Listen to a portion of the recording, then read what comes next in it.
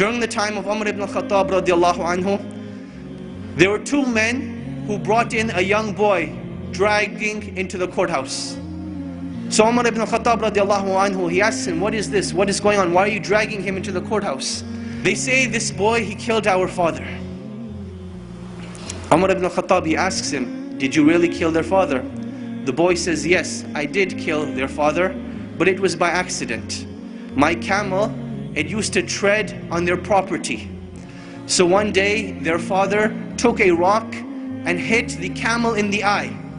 And I saw the camel suffering, and it made me furious and aggravated. So I took a rock and I threw it at the father. It hit him in the head and he died.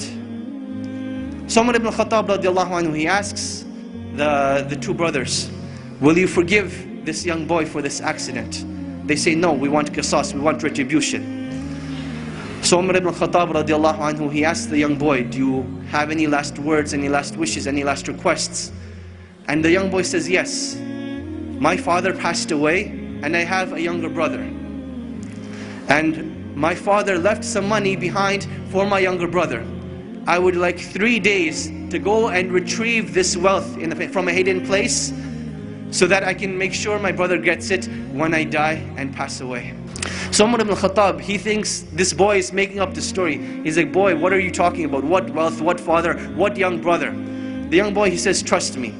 Umar ibn al-Khattab, he says, okay, I will trust you, but find a guarantor for you. Someone who will guarantee that you will come back. The young boy, he looks around, there's a packed courthouse. Will someone not help me today?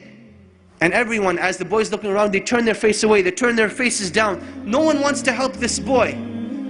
Then from the back of the courthouse, a hand races up. Whose hand is it? Abu Dharr al-Ghifari radiallahu anhu, the noble and illustrious companion who gave da'wah to so many of the tribes. He says, I will be the guarantor of this boy. Now understand what it means to be the guarantor. Meaning that if this boy does not come back, it is the head of Abu Dharr al-Ghifari radiallahu anhu that will be chopped off, that he will be killed. Abu Dharr al-Ghifari, he says, I will be the guarantor. So the boy goes away.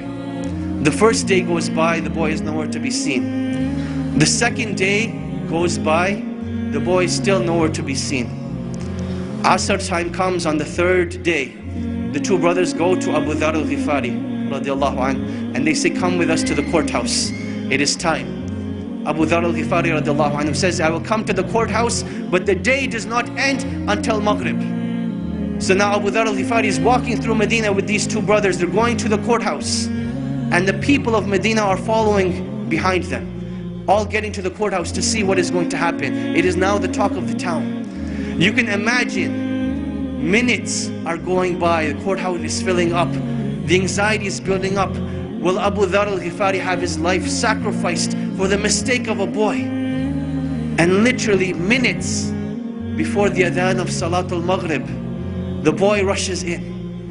People are now shouting, they're happy, they're wondering what's going to happen, will everyone be forgiven, will everyone be happy, what's going to happen? So the boy comes in, the adhan for Maghrib hasn't gone. Umar ibn al-Khattab radiallahu anhu, he asks the boy, oh boy, why did you come back? I did not send a spy behind you, I did not send anyone to follow you. What made you come back? He said that I did not want anyone to say that a Muslim gave his word and did not fulfill it. So I came back. Umar ibn al-Khattab, he turns to Abu Dharr and he says, oh Abu Dharr, what made you want to be the guarantor of this boy? He says, I saw a Muslim in need and I did not want anyone to ever say that a Muslim was in need and no one was there to help him. So I raised my hand to be his guarantor. The two brothers, they say, when we have people like this, how can a Muslim ask for forgiveness and no one be there to forgive him? So they forgave the boy, and the boy was forgiven. This was the legacy of Islam. This was the code of conduct. This is why during the Khilaf of Umar ibn al-Khattab, they were able to reach the border of China all the way to the south of France. Because they had strong relationships with Allah. They did things with ihsan, and they lived with the code of conduct of Islam. And this is when Allah subhanahu wa ta'ala will restore the izzah of this nation and will make us once again proud of the great legacies that have been left behind, in hopes that one day we will be called a great legacy.